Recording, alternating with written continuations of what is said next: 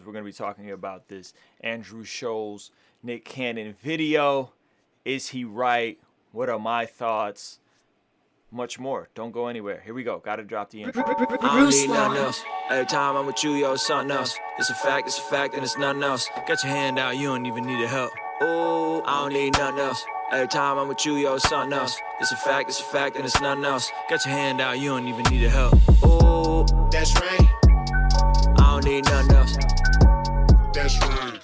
What's going on? It's Ruslan with KingStreamENT.com. This channel exists to encourage, empower, inspire you to live out God's dream. We cover all kinds of different topics: culture, current events, hip-hop, music, reviews, marketing, God, faith, all and everything in between. And that's what we're going to be talking about here. So if it's your first time, this is the camera angle. If it's your first time being here, appreciate you being here. Hey, if you're watching this live, give this video a quick thumbs up. I would appreciate that. And let me know where you're watching this from. If you don't know, Andrew Scholes is a comedian. He does a podcast with Charlamagne the God called The Brilliant Idiots. Pretty funny podcast. And he also is a funny stand-up comedian. What I appreciate about Andrew Scholes is he interviewed the rapper Russ a while ago and decided to kind of use his model of releasing content weekly and started doing YouTube and built his own infrastructure. So when a lot of comedians were dealing with the touring ills of having to work with a live nation, Andrew Scholes took ownership, built his own infrastructure through YouTube and things like Superphone, and has really went on to have a very successful career. So I'm a fan of like the business model that Andrew Scholes represents. I think it's super dope, and I tune into his YouTube channel from every now and then. And today, the homie Street Hymns actually sent me, Street Hymns, Love Nindo, West Mitchell West, good friend of the channels, sent me this video. I thought it was hilarious. It was fresh. It was new. I said, why not react to it and share my thoughts? Now, I don't endorse everything that's being said in this video. Again, this dude is a comedian. He's being funny. But I wanted to kind of pick apart and maybe see what parts I agree with, see what parts I don't agree with. This is from his YouTube channel. It came out today. You guys can watch the full video. The video is called Everything is Canceled, so on and so forth. So we're going to be talking about it. Hey, again, if you're watching this live, let me know where you're watching this from. That helps us out a ton. And give this video a thumbs up because that, pushes up the algorithm. We've been having this conversation lately on the channel of the Nick Cannon situation. If you don't know the Nick Cannon situation, he had a podcast. We had Professor Griff on. Professor Griff got kicked out of Public Enemy for saying some anti-Semitic things by the legend himself, Chuck D. Nick Cannon gets kicked out, and they do a podcast. Not Nick Cannon. Professor Griff kicked out. This is like 20 years ago. So he has him on the channel, kind of co-signing some of the stuff he's saying, makes some wild statements about white people, make some statements about Jewish people, and you can't be anti-Semitic if you're the true Semitic. And we've been talking about this on the channel. Yesterday, we had the brother Zadok, the God Hop MC, on here. Black Hebrew himself breaking down. It's not what you expect. You should go watch it. We're going to do a part 2, and I think you guys will like it. You know what I mean? So, let's get into this video. You guys ready? All right, let's check this out. Andrew Scholes, this is his video, and we're going to be reacting to it. So again, I don't co-sign everything in this video. I don't co-sign on the language. Just want to just clear the air. To Beans, this has been the week of cancellations, and no one got it set up. This is the week of cancellations. He's talking about the company that tried to cancel the Bean Company because President Trump took a picture with beans. So that's kind of like the first half of the video, and then he gets into the Nick Cannon stuff. So let's check it out. harder than Miss Cleo's retarded stepson, Nick Cannon. Okay, so he's, Miss Cleo's, I don't like the R word, okay? He called Nick Cannon Miss Cleo's stepson, okay? So I'm not endorsing that here, but let's hear him out. Speaking of Goy away, that's exactly what CBS Viacom said to Nick for his anti-Semitic remarks. The host of conservative Karen's least favorite show, The Masked Singer, somehow didn't see this coming despite dressing like a... Yo, is that a real picture? Like, I know Nick does the Masked Singer show, but is that Photoshop? He got the picture with them wearing masks. Is that for real? Prepubescent palm reader. The freshly showered mom said, white people are savages and more like animals. Jewish people run the banks, and by 2050, All people in America will be people of color. Oy vey, where do I start? First of all, Now, by the way, Andrew Scholes is Jewish, so just for some context. the point Mr. Mariah was too ignorant to communicate was He called him Mr. Yo, the ability for this man to go through like little subtle jabs, like Miss Cleo's stepson, Mr. Mariah, because he was married to he was married to Mariah Carey, who's half white, by the way. is that it's hypocritical for white supremacists to compare black people to animals and savages, while at the same time savagely conquering, colonizing, and enslaving them. And if he Now that obviously 100% true. You can't be a white supremacist calling black people animals and savages as you are being animal-like and savage-like to the people you're calling savages, and now those same people you call savages are calling. You see what I'm saying? I think he's totally spot on here. Like, we can't gloss over the history, right? So I think he's right here. did say it like that, I don't think he'd get near the amount of pushback. Right, and he said if he would have said it like that, he wouldn't have got the amount of pushback. I agree.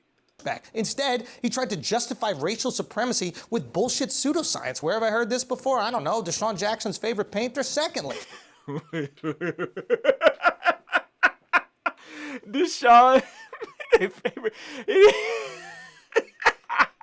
Jews don't own all the banks, only the ones where I put my money. And to suggest all Jews are complicit in an economic conspiracy to control the world is the exact type of language that was used by, I don't know, Deshaun Jackson's favorite author. You're Yo, Deshaun Jackson's favorite painter, Deshaun Jackson's favorite author.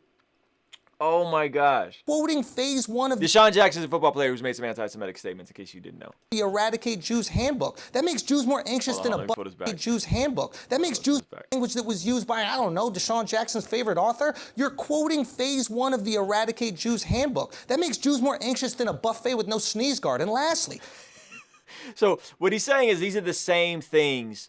These are literally the same points that Hitler was making about Jewish people, and like to set up the eradication of Jewish people. So I think it's, you know, like this is what the points are, but what the points align to, which is the Holocaust and like the thinking of how it connected, I think is very important. This is like, this dude is very sharp with how he connects all this stuff, which is why I wanted to highlight this video. everyone in 2050 will be a person of color. I still plan on being here in 2050, and I'm whiter than an NBA player's wife, Nick. Yo, okay, I didn't even think about that statement. I still plan to be here by the year 2050. I mean, 2050 is what? That's 30 years away. I'll be in my 60s at that point. So yeah, absolutely. Unless you're planning on eliminating Yo, the NBA players, that's hilarious. That's, again, I'm not co-signing everything he's saying, but that's funny. a group of people like, I don't know, Deshaun Jackson's favorite public speaker, it's probably Yo, the Deshaun Jackson. better to avoid making these statements. And side note, if there are no white people in 2050, who the fuck is gonna watch The Masked Singer? So Nick,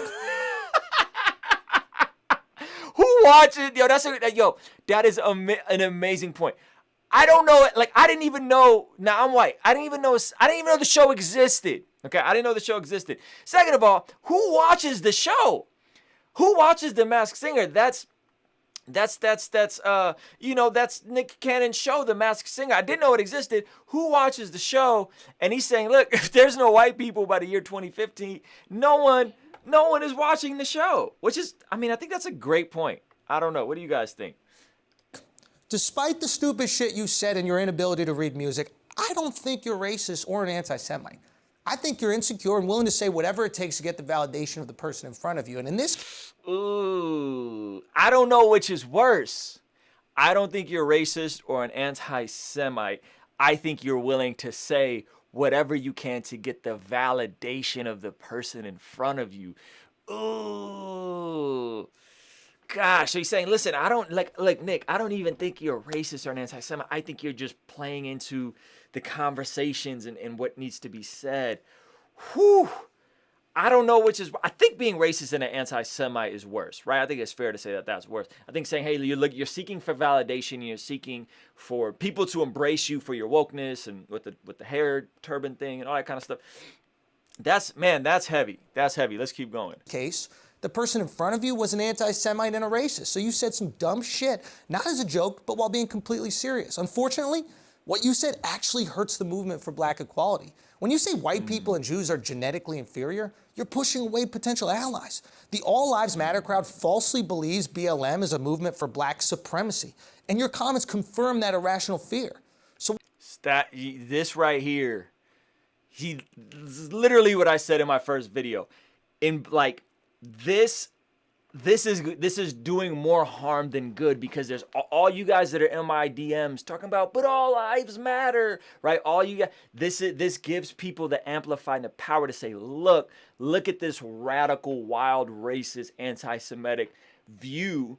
And I told you Black Lives Matter wasn't just about Black Lives Mattering. It was about a social Marxist, cultural Marxist agenda to eradicate our common way of life, right? You see, and I think he's totally spot on. It does more harm than good. It destroys the actual movement.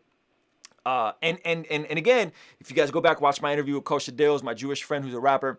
He talks about, names multiple rabbis who marched with Dr. King for civil rights. There's multiple people, and me and Kosha went out and marched during the recent Black Lives Matter protests, right?